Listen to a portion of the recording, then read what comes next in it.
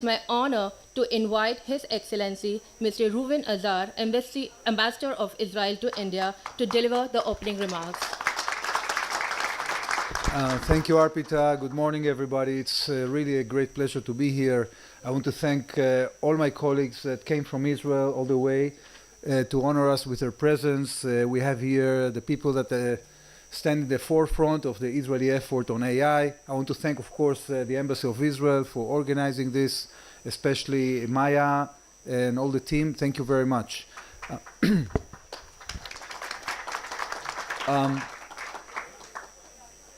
India and Israel trust each other because we have built this partnership for the last 30 years, and we have together developed the capabilities that allow us to face the challenges of today, the security challenges we have. But we have many other challenges because we are two old civilizations that have established their young states and are lagging behind in the building infrastructure and giving all our citizens the opportunity to flourish and to develop what they need in order to be part of modern life. And there's no other challenge than the challenge of AI that is going basically to give us the opportunity to harness all the knowledge that humanity has gathered, and our challenge is to make it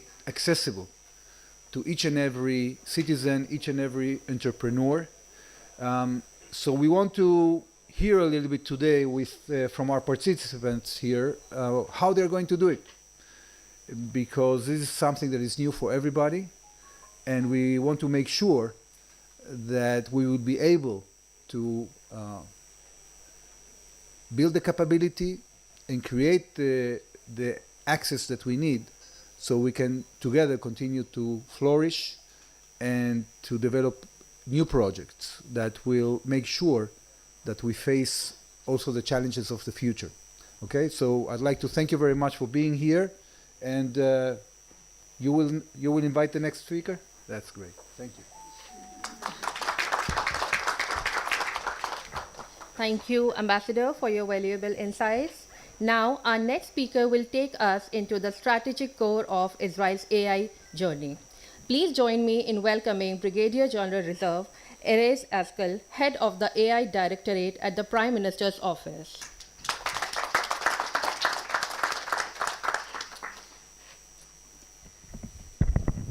Thank you, Ambassador, and thank you for the organizers. I'm very glad to be here in this stage. I'm Erez Askel, the head of the new AI Directorate under the Prime Minister. Before I retired from the military as a head of the digital transformation and AI of the IDF all over the world.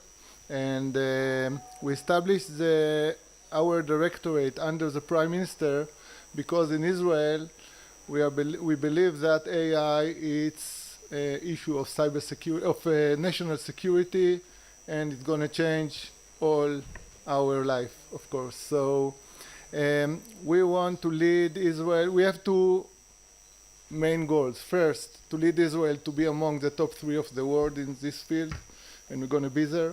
And the second is to improve the quality of life of every Israeli citizens and our allies like India, of course.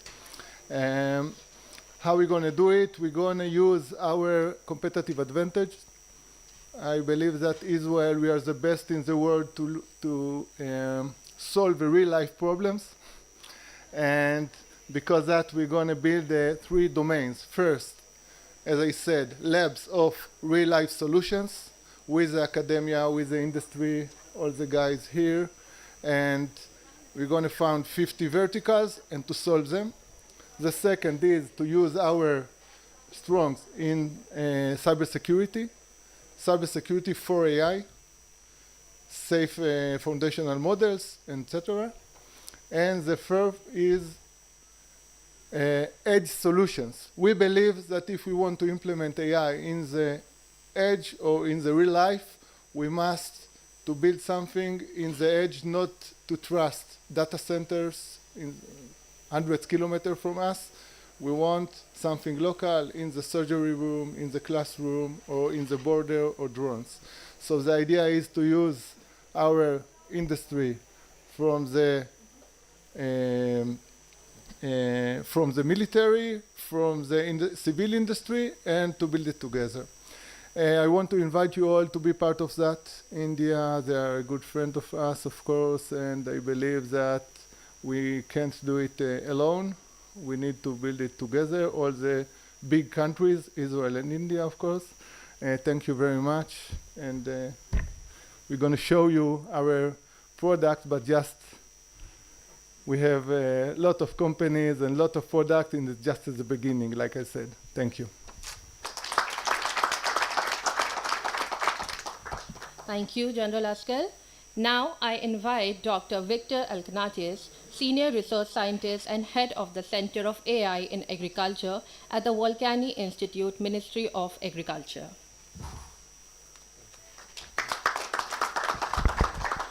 Thank you.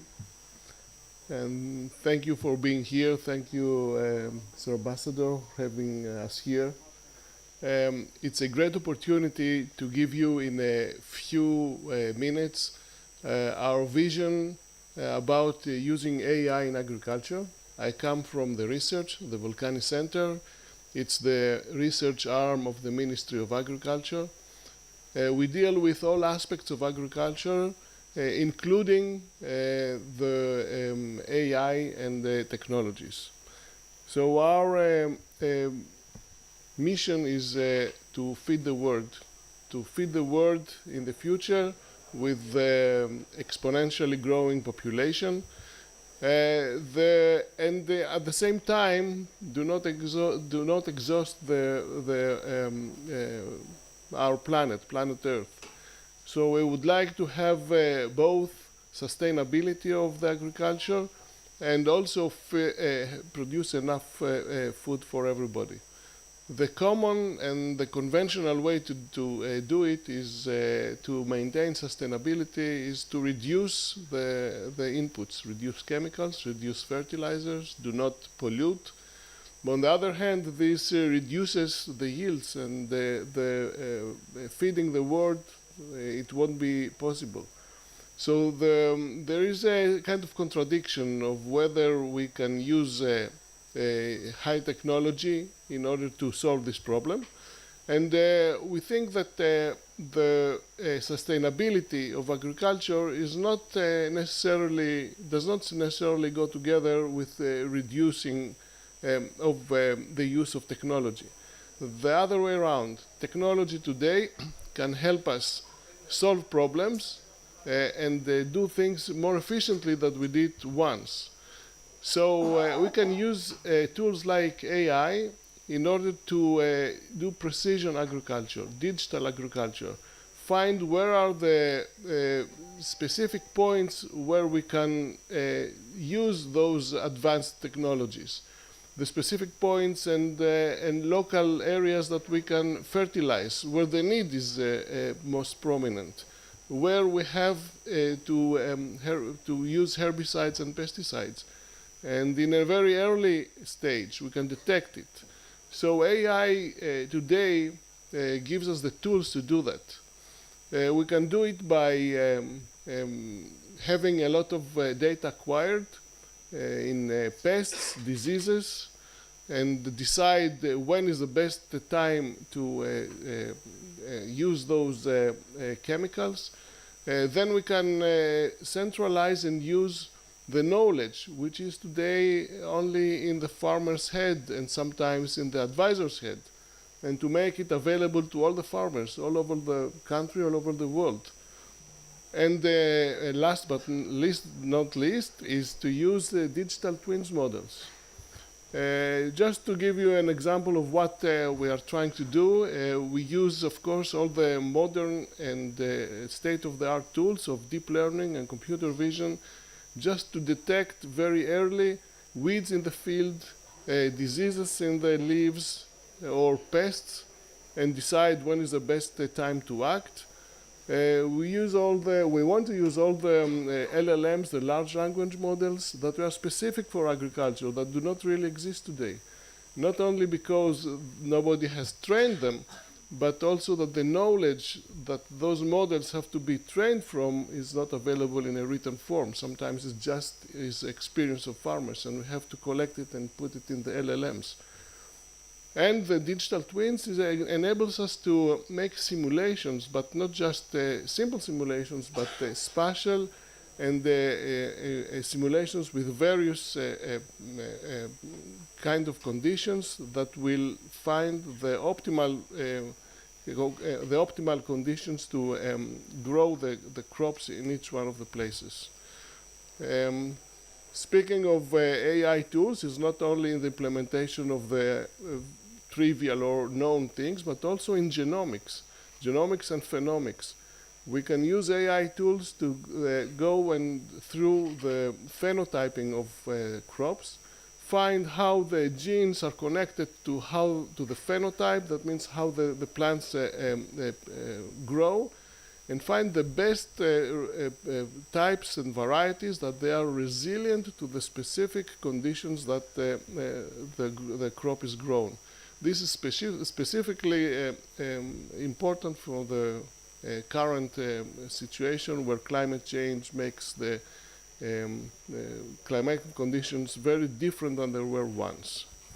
So how we do it in Volcani, we have established a center, which is a national center in Israel that brings everything together, brings the biological infrastructure of genomics and all the omics together with the sensing and the AI tools in the algorithmic part, and also a computational center where all this can be implemented. So research is ongoing in order to find what are the best tools in the AI that bridge all of them together. But of course, this is not enough. In order to get the innovation to impact, we have to go through some barriers that they are really known from other topics as well, but also in agriculture. The legal, the societal, and the financial barrier have to be overcome in order to have an impact. And as have been also told a lot in this conference before, the trust of the farmers is a difficult part that has to be gained in order to have a great impact. Thank you very much.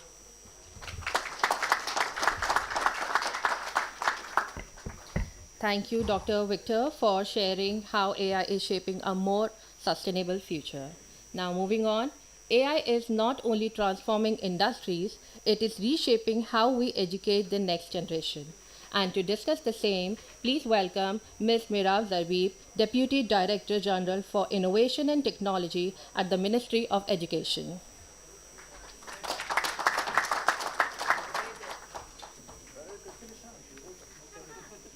Should we take this?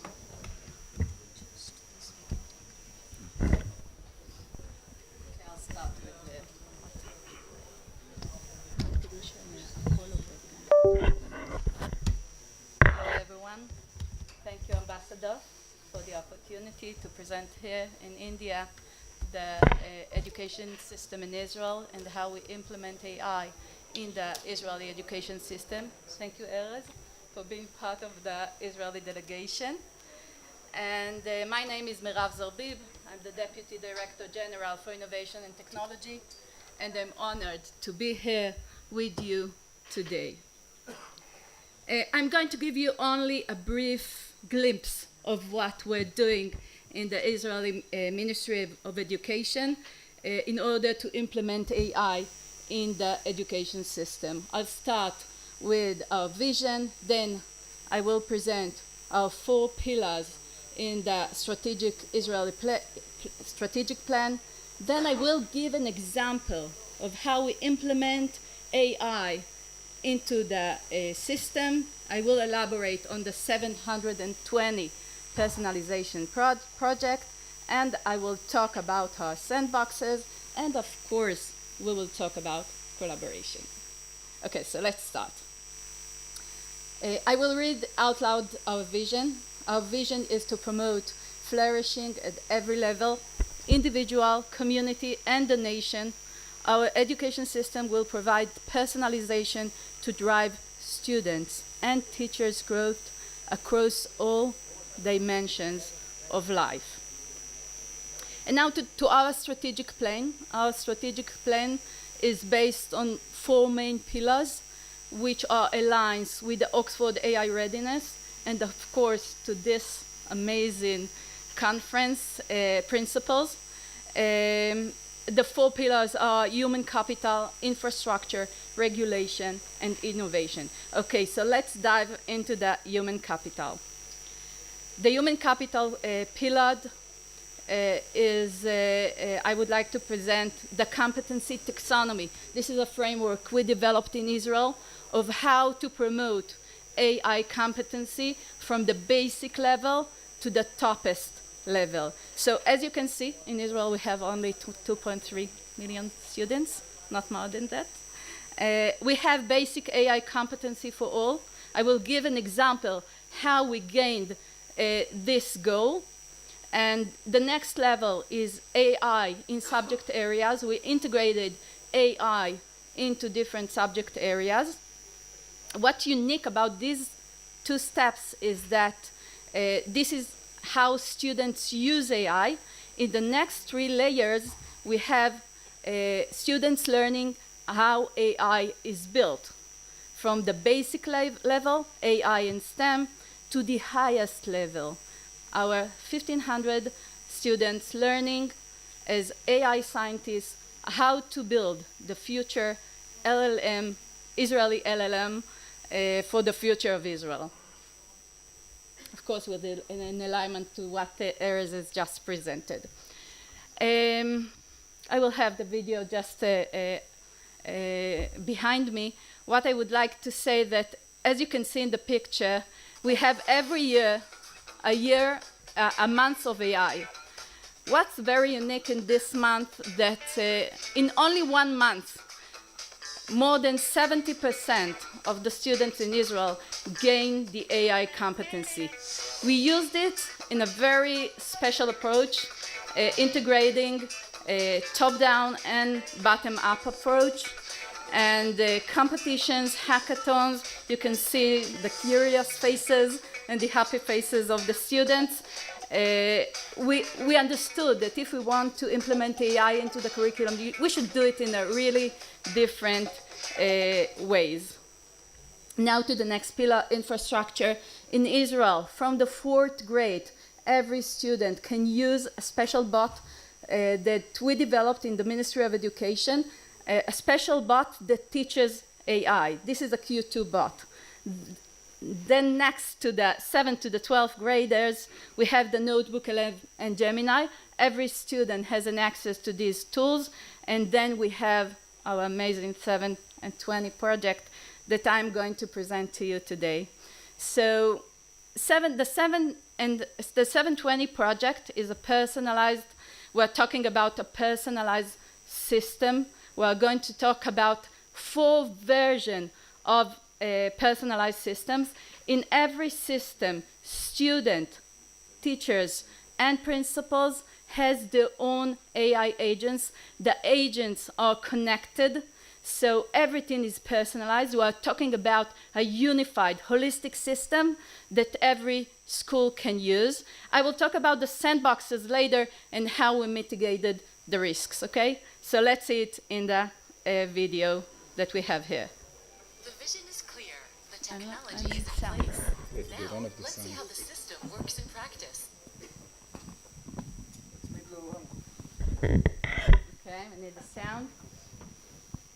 The student enters a 360...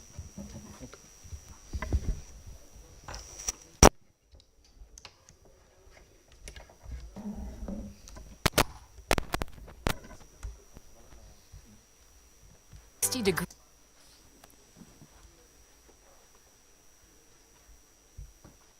The vision is clear. The technology is in place. Now, let's see how the system works in practice. The student enters a 360-degree learning environment where everything about their school experience lives in one place. Learning, attendance, progress, This is mentoring, only and one goals. version Together, of the this creates a 720, complete picture of each student, systems. enabling It's a personalized it's a learning and collaboration with meaningful growth. Google The and experience local, begins with a short companies in personal Israel. onboarding. Students share their interests, their goals, and how they prefer to learn. Meet Maya. She wants to move to a more advanced class in science. She learns best through visuals. Based on this, the system builds her a learning path, not a fixed curriculum, but one that responds as she progresses. From Maya's point of view, learning feels clear and active. She moves forward, explores, and receives support exactly when she needs it. As Maya learns, the system quietly adapts with her, helping surface patterns, strengths, and challenges early, before they become obstacles. Leaders see the full picture. Learning pathways across grades, usage and engagement, teacher development, matriculation predictions based on live data. This is 720 Vision, 360 degrees of the student and 360 degrees of educator support, all connected in one system. We believe that when learning is personalized, potential is unlocked. When every child feels seen, valued, and empowered, education transforms into a journey of growth and discovery. And together, shaping a better future for thousands of children who deserve nothing less.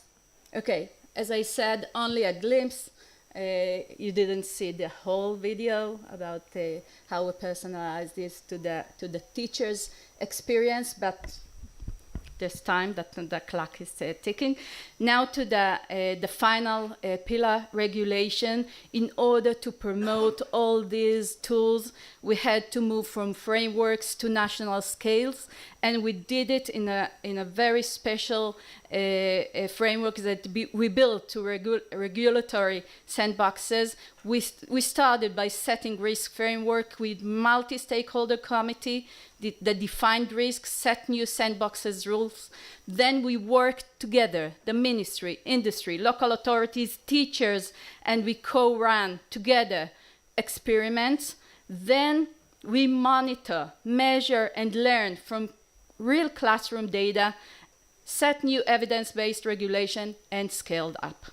This is an example of the QBOT, how we set the risk categories from technological problems, pedagogical, professional identity, the risk level, what is the result of the risk, and how we mitigate the risks. And now, finally, I know I have only 10 seconds, the Jerusalem Declarations. 2 weeks ago, there was a pre-conference to this conference, our conference in Israel, and we're here, as I said before, to strengthen the Israel-India cooperation in AI and STEM education. And in our conference, we had the Jerusalem Declaration that was adopted by 15 countries at Education 2026 that reflects a shared commitment to integrate AI and education and to scale success through international collaboration. Will India be the 16th? Okay, thank you.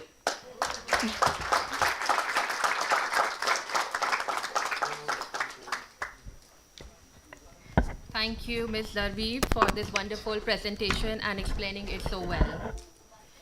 AI is redefining the labor market globally. In Israel, it is seen as a strategic engine for growth. It is my pleasure to introduce Ms. Inbal Mishash, Director General of the Israeli Employment Service, to speak about how AI supports nationwide workforce adaptation and strengthens Israel's innovation-driven economy. Ms. Mishash.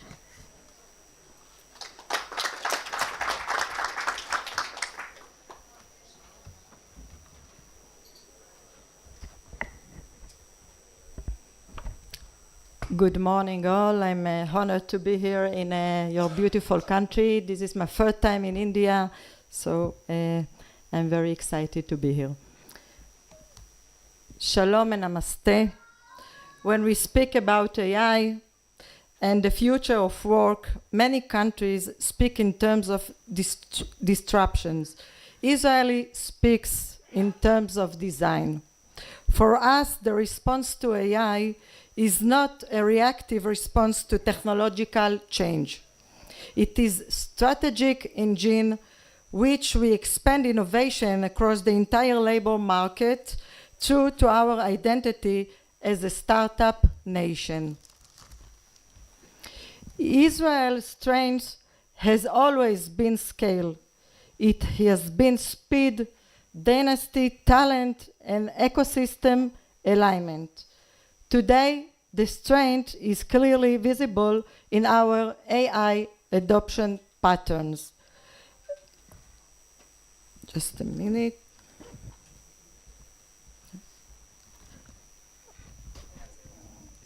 Okay. According to the Innovation Authority, 95% to the of 95% of high-tech employees in Israel use generation and AI tools regularly, compared to only 18% across other sectors. But the story of AI in Israel is not same for all. Israel is strong in AI, but adoption is not equal across the economy. When we analyzed almost 2 million job seekers, we see a clear and systematic gradients. Core urban areas show high exposure to AI. In the geographic periphery, it drops. In the socioeconomic periphery, it declined further. And in the double periphery, exposure and effective use of language and image model tools can fall below the national baseline. This is not anecdotal. It reflects human capital spread, firm capabilities, and access to training and employers. It is not technological gap. It is sectoral labor market. Just a minute. It's not working. It is not technological gap. It is sectoral labor market challenges. And this is exactly where public policy must intervene. Israel's approach in therefore comprehensive. We treat AI not as a sectoral innovation, but as a future of work infrastructure challenges. Our national strategy operates on a multi-level pathways. First, basic AI exposure at scale. Safe and productive use of language and image tools for every worker and job seekers. Second, workflow integration. Embedding AI into processes, templates, quality checks, knowledge bases, automation with governance and result tracking. Third, advanced tools. Upskilling and reskilling into data, automation, operation AI systems, AI security, and product rules that are directly job linked. First, advanced and sectoral models. Domain-specific applications in health, finance, industries, and public services, deployed in secure environment. But adoption alone is not enough. The labor market is becoming more dynamic. Occupational transition are accelerating. Skill scales are shortening. We more and more frame training as ongoing support. Modular learning, micro courses, regular review, and employer-linked pathways that close a clear loop between skill signals and job outcomes. In this ecosystem, the Israeli Public Employment Service plays a central role. We position ourselves not only as a placement agency, but as a bridge across the changing labor market. We connect 4 domains at scale. 1, job seekers. 2, occupations and skills. 3, employers. 4th, and training system in Israel. Israel model is built on a simple principle. Innovation must move beyond the core. The thought of our work is not something that happens to us. It is something we need to make happen. As a startup nation, we know how to build technologies. Now we are focused on translating technological strength into a broad-based capabilities, including in the double periphery. This is how AI becomes not only innovation story, but a national growth strategy. I think that Israel and India both are the future. Thank you all.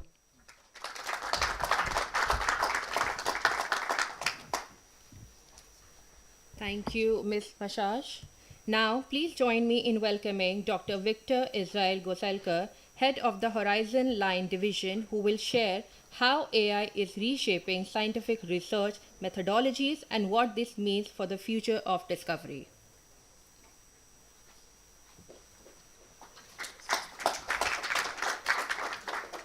Hello to everyone. Thank you to having me here today. Okay.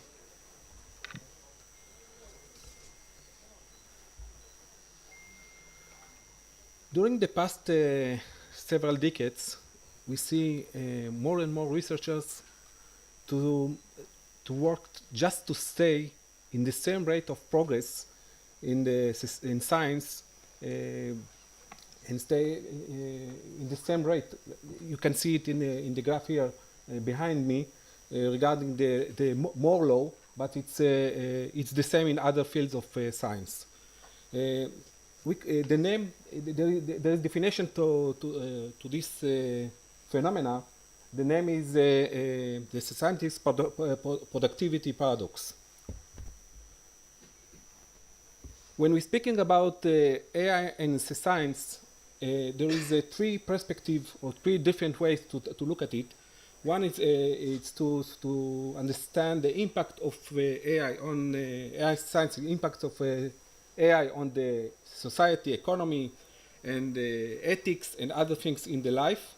The second way to understand the relationship between the AI and the science is to discover how to enhancement the artificial intelligence itself. And the third one is what I'm focusing my presentation. It's how we can use the AI to advance the science. As you can see in the slide behind me, I bring a change in the way we are doing the science. The scope of the change is revolutionary. It's the same like the microscope discovery or the telescope or computer and their implication in the science. This is my main slide that explains that AI is change every aspect or every part of the process of science process, from generating the hypothesis through the literature synthesis to doing the experiment itself. The tools for doing all this, doing the test is already there. Copilot, Prism, AlphaFold, and so on. So you just need to take all those tools and implement it in the AI in science. We think that the future of science it's not just using AI as a tools. It's not tools. It's co-scientists. It's named already there. It's work like you're in with other partners or other scientists. It's not just another tools like computer or microscope or telescope. That's as I mentioned, it's a revolutionary in paradigm of science. So, in the Israel Ministry of Innovation, Science and Technology, we set a goal to advance the scientific paradigm by developing and implementing the capabilities specifically dedicated to science, and that's the way we are working to resolving the productivity paradox that I mentioned in the first slide, and we are looking for the collaboration with India because we believe that together we can go to the future of science by using those tools and find discoveries, new discoveries in science. Thank you very much. Thank you. Okay. So part of us are leaving, but please stay and continue enjoying our presentations. Thank you very much. Let's go.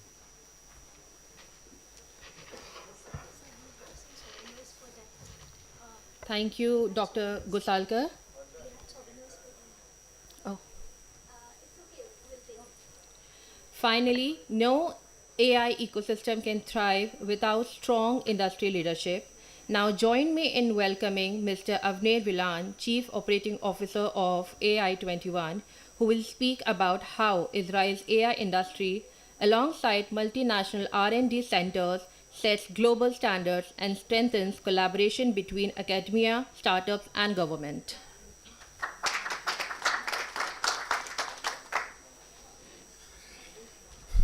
Thank you. I'm going to steal Inbal's Shalom and Namaste. Thank you, Ambassador Erez and the Israeli Embassy here for organizing this event. I'm very honored to represent the Israeli industry in this panel. How do I turn this? Because you know what they say. They say that it takes a village to raise a child. It takes an ecosystem to raise a global AI leader. In Israel, we see ourselves as a global AI leader. We have the government, we have the academia, and we have, obviously, the industry.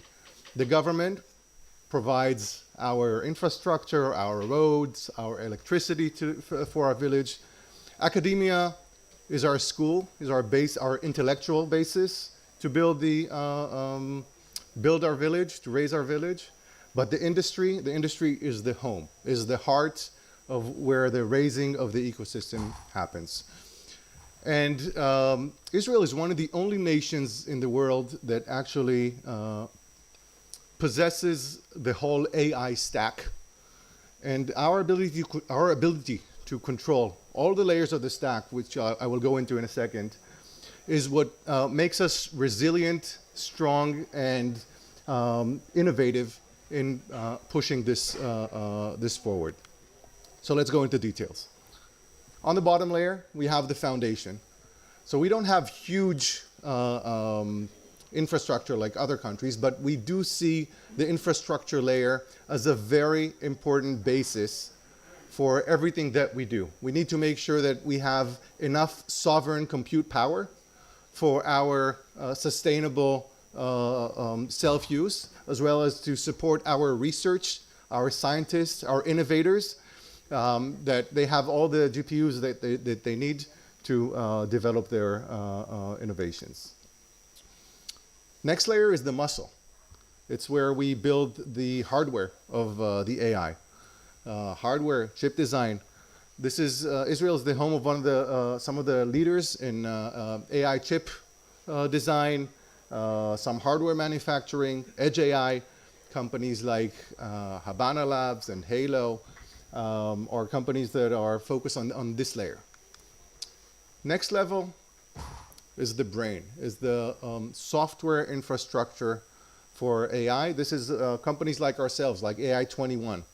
At AI21, we build LLMs. We're the Israeli LLM. We build foundation models. We build agent orchestration platform built for accuracy, for scale, and to make sure that we target the mission-critical applications, because AI is right now just at the beginning of the adoption curve, and one of the key challenges for the entire industry, not just in Israel, would be to create the trustworthiness of the AI solutions. So the AIs could deliver accurate, relevant, and timely results. And all these layers are actually what drive the most important layer, which is the value. And this is what my colleagues have discussed today. It's where the applications and real-world solutions across all of the critical pillars we've discussed today: agriculture, education, employment, science, future of work. So all of these layers are built on top of the foundations below. And in Israel, we were famous as the startup nation. And we're really good at solving real-world problems, and we have a lot of companies working with the government to solve these problems built on top of this stack. So what does our ecosystem look like? So we have 4 major players in our ecosystem. On top, we have the regulators. They define the direction. They set the policy. They remove. They don't block. They remove. Regulatory blockages, hopefully, and that they are the basis for what we do. On the right-hand side, we have the academia. AI is a knowledge-based industry. We must have very strong academia that will raise our next generation of researchers, of developers that build everything. On the left-hand side is actually the private sector, the operators, and the public sector. So the people who are consuming AI inside of Israel. In the past, Israel's economy or Israel's startups used to try to go to the US or to Europe.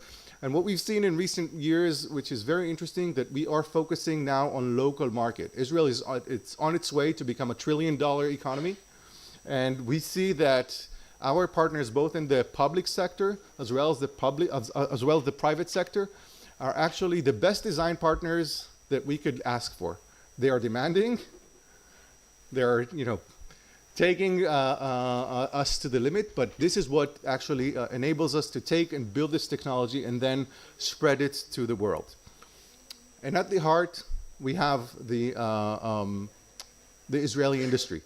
So it's a combination of local startups. You see some of the logos here. I didn't have enough room. I would need probably 3 slides to put the entire industry. And we have the multinationals. So we have huge R&D centers of all the big players: Microsoft, Google, NVIDIA. Just in the last CES in January, Jensen, the CEO of NVIDIA, mentioned that in one of the core AI projects of NVIDIA, 4 out of the 6 chips were developed in Israel. So they're doubling down, and there's a lot of investment going on in multinational R&D centers. And this creates, these core AI technology companies create a spillover effect, because our company, we're about 250 people. About 150 of them are scientists. Already 5 startups have spun out of our company. So the people who work at these core companies go and build the companies that are all over the stack that I mentioned before. So to conclude, our vision that Israel would go from the startup nation to the AI nation. In Israel, we are famous in dealing with uncertainty. Oh boy, we've had a lot of uncertainty in the last few years. But uncertainty builds resilience. And our strength is in our ability to work through uncertainty with our resilience and to build sustainable company that would power the international AI infrastructure. We're not after the hype cycle, we're after the impact cycle. And this is what we do. We invite everybody to join our village, not just as visitors or as users of our technology, but to help us build and expand our ecosystem to an international ecosystem, because what we build can benefit with cooperation with India, with the rest of the region, with the rest of the world, because everything that we do is becoming global. Thank you very much. Thank you, Mr. Vilan. Now I invite Mr. Yoel Ben Or, who is Director of Digital Health from the Ministry of Health. Thank you. Okay, so thank you for having me. My name is Yoel Ben Or. I'm from the Ministry of Health, from the Digital Health Division. I will try in the really few minutes I have just to talk about our strategy in the past 2 years. Every slide here can take 1 hour, a couple of hours of presentation, but feel free to connect me afterwards if you're interested in one of the subject more deeply. So let's start. So first, what we're trying to achieve in health, I think we have two main goals here. One is to redefine healthcare services, not just adding AI to current service models. If we really want to create impact, we need to really change the way we deliver care.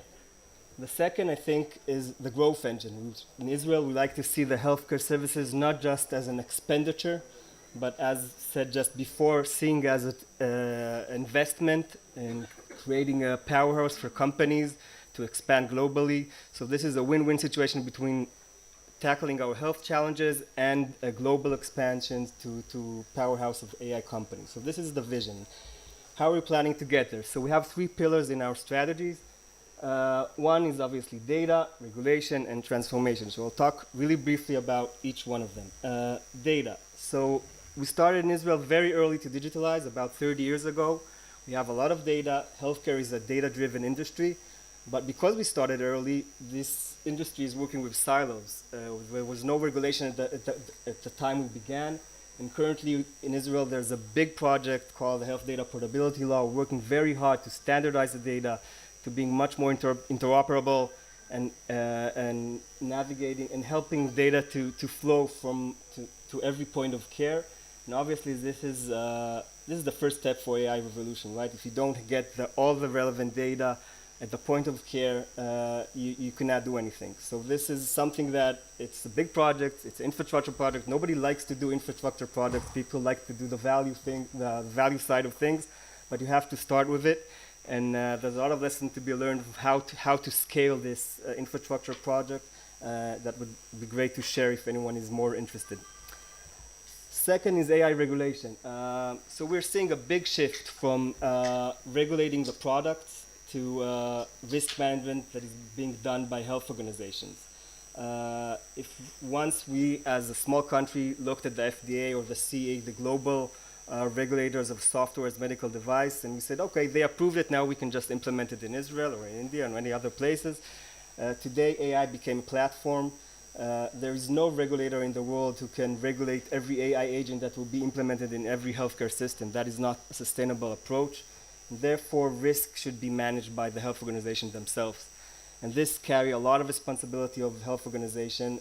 They're coming back to ask us, well, it's great that you're giving us the responsibility, now we can run fast, but how are we going to do it? Please advise us, please guide us.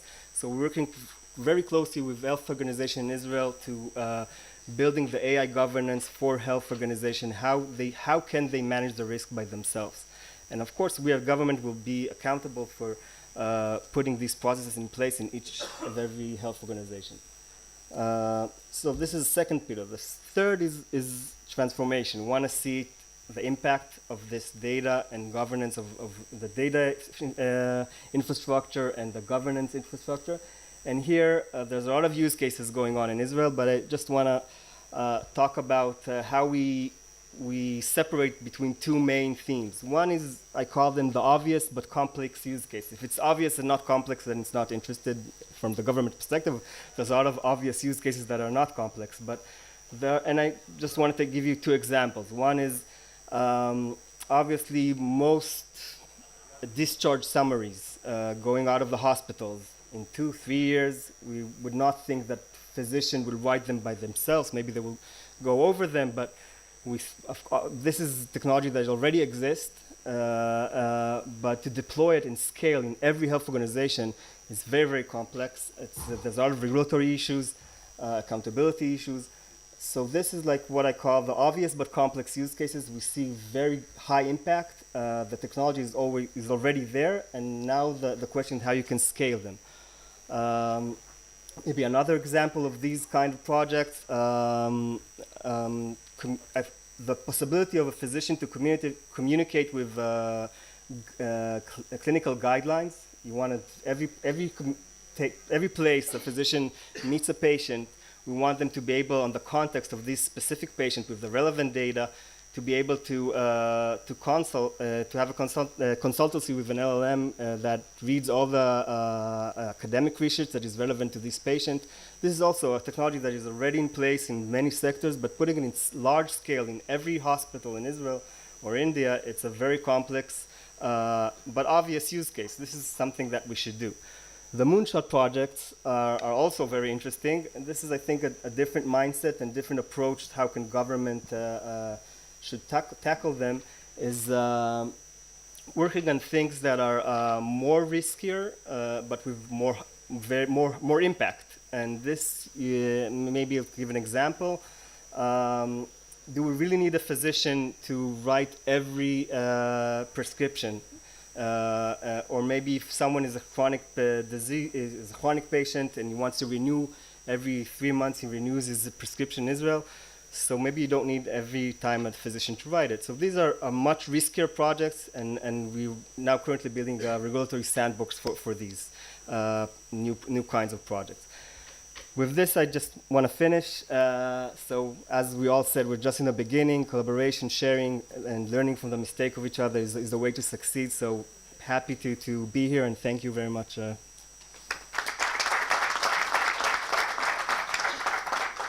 Thank you, Mr. Yoel. Now, for the closing remarks, I would like to invite Mr. Fares Saib, Deputy Chief of Mission at the Israeli Embassy in New Delhi. Hello, everyone. I will be very brief. I know that we are exceeding our time now. First, I want to thank the AI Summit organizers and, of course, the team that is handling us. Thank you very much for this wonderful event. And, of course, the embassy's team, Maya, Indira, who worked a lot on this event, and the entire team. I want to thank our delegation from Israel representing Israeli government and private sector, showing the Israeli strength. And of course, if we are talking about AI as the future of humanity, I think that India and Israel creates a very important and very powerful engine into creating this future. And I am sure that the collaboration between our both nations, our countries, is going to create a wonderful future for humanity. So I want to thank you very much for coming here. Of course, all the government representatives, the private sector, AI21, DREAM, who are also here around us. And thank you, of course, everybody here, the participants and the media for covering this. And I wish you a very successful summit, and very successful summit for India. Wonderful, wonderful host. Thank you.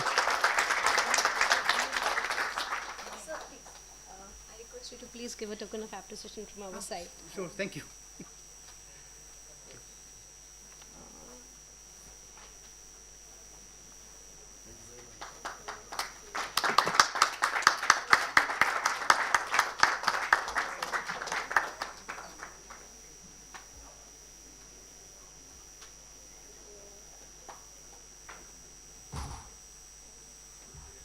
Thank you very much.